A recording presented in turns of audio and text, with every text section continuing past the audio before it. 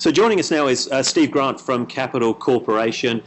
Steve, a lot of infrastructure happening throughout Greater Western Sydney, a lot of big projects, obviously, that you'll be sharing with us at the summit. How can small business sort of play a part in some of these bigger projects? Tony, the small business can play a part by contracting to the major contractors, supplying to them, supplying goods, materials, services, and there'll be opportunities that come participating in actual construction and development of the new infrastructure project. But of course, with that also comes the opportunity of what happens before, during and after the infrastructure is built. And it's really analysing what effects that'll have on the local area, what positive effects, negative effects it might have to business, and what's going to change. I think from our point of view, as far as property is concerned, we always look for infrastructure, and that is a sign of future strengthening in property values and changes in actual business locations. We've actually relocated over 1,000 companies now in Western Sydney, Sydney metro area, right the way through, and it's all come about through changes to infrastructure and the way we actually transverse our city and the way we actually work, where we work, and how that plays a positive effect on it. That's an important point, actually, Steve. Thanks for raising that. It would have been quite a visionary thing to do, to put in a, Norwest Business Park type thing. I should imagine there would have been a lot of naysayers. But what effect does that have on where people live and work? And I know we've got Badgerys Creek. There's a lot of discussion around that. How does that dynamic actually change things in those areas? Well, if you go back years ago, probably the top locations to have industrial businesses were around the city of, let's say, at Alexandria. Silverwater was probably one of the premium sort of areas to be, and let's say towards the west was Smithfield.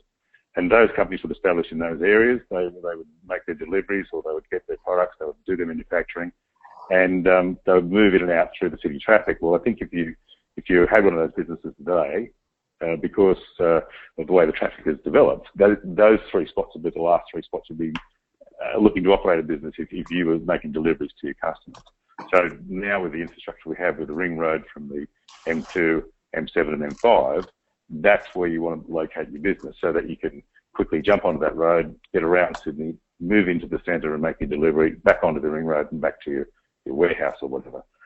So the things that come from that is those people that moved out to those areas like Eastern Creek early on got great land, great locations, and the facilities they left at, let's say, Alexandria, for instance, were a lot of them converted to residential. So the companies that were occupying there had a big windfall for the change of use for their own sites, plus got enormous efficiencies by either might have been putting two or three of their businesses together in one location and then being able to make their deliveries, etc., much more efficiently. So, for one point of, years ago, if we tried to move someone from Alexandria to Silverwater, it was virtually an impossible job. And nowadays, moving Alexandria to Eastern Creek, there's so many people that have done that. So, Steve, obviously there's some great discussions that we're having there, and you're joining the panel for the Small Business Summit for Greater Western Sydney next Wednesday. How important is it in your eyes that local business attend this summit next Wednesday?